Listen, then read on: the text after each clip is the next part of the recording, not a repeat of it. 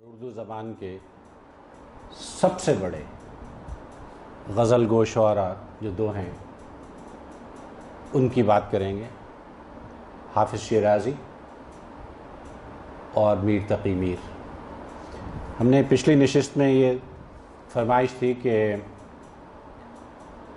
ہم اردو شعراء کے ساتھ ساتھ کم از کم ایک غزل ایک فارسی شاعر کی بھی کریں۔ تو پچھلی دفعہ ہم نے قتیل لاہوری کی غزل کی تھی، مارا بغمزہ کشت و قزارا بہانہ ساخت، خود سوئے ماں نہ دید و حیارا بہانہ ساخت۔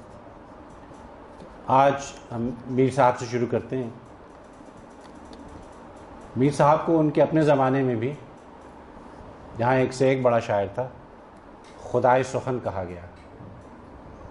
آج کل ایسا کہنا خطرے سے خالی نہیں ہے۔ کچھ 300 سال پہلے آگرے میں جو اکبر آباد کہلاتا تھا، جب کچھ 1720 کے آس پاس سید محمد تقی پیدا ہوئے، جن کے اجداد حجاز سے آئے تھے۔ ان کے والد کا نام سید علی متقی تھا اور وہ بھی صوفی تھے۔ میر صاحب جب 10 سال کے تھے تو ان کے والد کا انتقال ہو گیا اور کافی ان کے اوپر ذمہ داریاں آن پڑیں اور تکلیفوں میں گزری زندگی۔ دہلی آ گئے، دلی سے واپس آگرے گئے، پھر آئے اور اپنے خالو سراج الدین علی خان آرزو کے یہاں رہے۔ نازک مزاج تھے اور ہونا بھی چاہیے تھا اتنے بڑے شاعر کو، تو بنتی بھی بہت کم تھی لوگوں سے۔ پھر آئے اور اس کے بعد لکھنؤ چلے گئے اور وہاں انتقال ہوا 1810 کے آس پاس۔ لکھنؤ گیا تو میر کی قبر میں تلاش کرتا رہا، لیکن اس کا سراغ یوں ملا، کہتے ہیں کہ قبر کا پتہ نہیں ہے، لیکن کہا جاتا ہے کہ اب جو لکھنؤ سٹی کے نام سے ریلوے اسٹیشن ہے، اس کے قریب پٹریوں سے ملا ہوا ایک قبرستان ہے، اسی میں کہیں میر کی بھی قبر تھی۔ معلوم نہیں وہ ریل کی پٹریوں کے نیچے آ گئی یا دوسری قبروں میں ڈوب گئی۔ میں نے ایک چھوٹا سا ٹریولاگ لکھا تھا جب، اور میں نے یہ فقرہ لکھا تھا کہ میر who always was pining for peace and tranquility is now buried among the rolling stock of Indian railways۔ اور ان کو مر کے بھی سکون نصیب نہیں ہوا۔ انہوں نے ایک وصیت کی اپنے بچوں کو، وہ بڑی مزیدار وصیت ہے جو میں نے سوچا کہ آپ سے شیئر کروں۔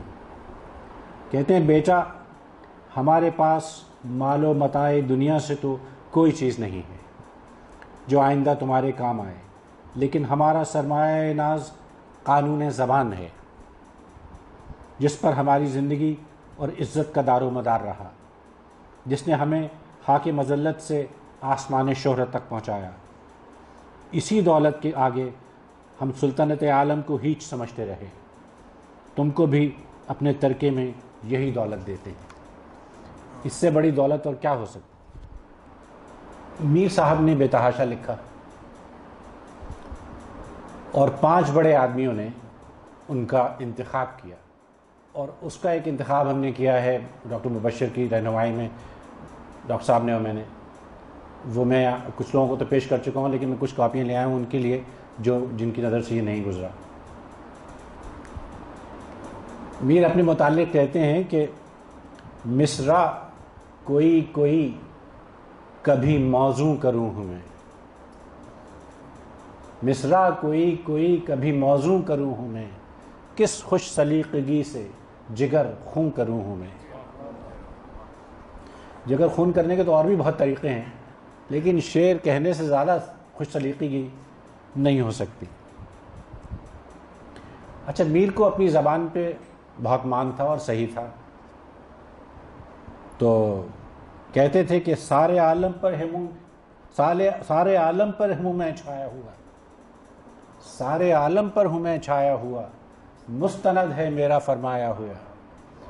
اور یہ بات بھی صحیح ہے کہ جب میر اور غالب اور مصفی اور انیس اور سودا تک آپ پہنچ جاتے ہیں تو جو آپ کہہ دیں وہ پھر گرامر کا اور زبان کا حصہ ہو جاتا ہے. ایک جگہ یہ بھی کہتے ہیں کہ اپنے محبوب سے کہہ رہے ہیں کہ بدنام ہوگے تم سے عزیز اپنی جان کو. دیکھو تم بدنام ہو جاؤ گے کیونکہ تم سے عزیز اپنی جان کو رکھے گا کون. تم سے عزیز اپنی جان کو بدنام ہوگے جانے بھی دو امتحان کو. کہ تم امتحان مت لو میرا, تم بدنام ہو جاؤ گے کیونکہ میں اپنی جان سے زیادہ عزیز رکھتا ہوں تم کو. بدنام ہوگے جانے بھی دو امتحان کو, رکھے گا کون تم سے عزیز اپنی جان کو. اچھا میں آپ سے یس کر دوں کہ میر کی زبان نسبتاً آسان ہے اور میر کلیتاً عشق مجازی کے شاعر ہیں. قاضی صاحب آپ سے معذرت چاہتا ہوں میں, اس میں عشق حقیقی کے کچھ شعر ہیں اور جو ہیں وہ بڑے کمال کے ہیں, وہ آپ کی خدمت میں پیش کروں گا, لیکن کلیتاً میر جو ہیں وہ عشق مجازی کے شاعر ہیں. آپ نے قلقل کا لفظ سنا ہوگا. قلقل کا لفظ اصل میں فارسی میں نکلا تھا جب وہ سراہی سے گلاس میں یا شیشے میں یا جام میں کوئی مشروب انڈیلا جائے تو جو آواز آتی ہے اسے قلقل کہتے ہیں. تو میر کہتے ہیں کہ مغاں مجھ مست بن پھر خندہ قلقل نہ ہوے گا. مغاں مجھ مست بن پھر خندہ قلقل نہ ہوے گا, میں گلگوں کا شیشہ ہچکیاں لے لے کے روے گا. دیکھیے قلقل کی آواز اور ہچکیوں کی آواز میں کیا مطابقت نکالی ہے. لیکن قلقل سے ہم ذرا میر سے ذرا فارسی کی طرف چلتے ہیں. مولانا جامی کا ایک بڑا کمال کا شعر ہے اور وہ تصوف کا شعر ہے. وہ کہتے ہیں کہ کہتے ہیں بہتر کو کہ از سراہی دو بار قلقل میں, از سراہی دو بار قلقل میں, نزد جامی بے از چہار قل است. کہ وہ دو بار جو قلقل ہے وہ چہار قل سے بہتر ہے جامی کے نزدیک. یہ معرفت کی چیز ہے. تو یہ جامی اس کو کہیں لے گئے, لیکن میر نے بھی اردو میں بڑا نبھایا, بڑے مزے سے نبھایا. مغاں کہتے ہیں پیر مغاں کو, مجھ مست بن پھر خندہ قلقل نہ ہوے گا, میں گلگوں کا شیشہ ہچکیاں لے لے کے روے گا. اب ہم آتے ہیں غزلوں کی طرف.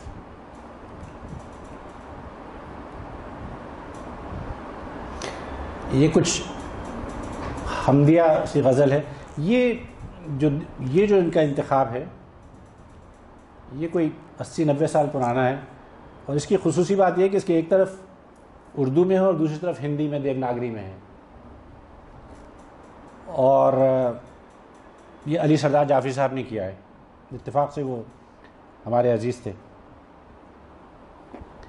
فرماتے ہیں کہ ہر ذی حیات کا ہے سبب جو حیات کا, ہر ذی حیات کا ہے سبب جو حیات کا, نکلا ہے جی اسی کے لیے کائنات کا. اور اس کے فروغ حسن سے جھمکے ہے سب میں نور. چمکنا نہیں کہا, دھمکنا نہیں کہا, جھمکنا کہا ہے. اس کے فروغ حسن سے جھمکے ہے سب میں نور, شمع حرم ہو یا کہ دیا سومنات کا. انہوں نے محدود نہیں کیا خدا کو. اس کے فروغ حسن سے جھمکے ہے سب میں نور, شمع حرم ہو یا کہ دیا سومنات کا. کیا میر تجھ کو نامہ سیاہی کی فکر ہے. نامہ سیاہی کہتے ہیں نامہ اعمال جو ہے وہ سیاہ ہو جائے.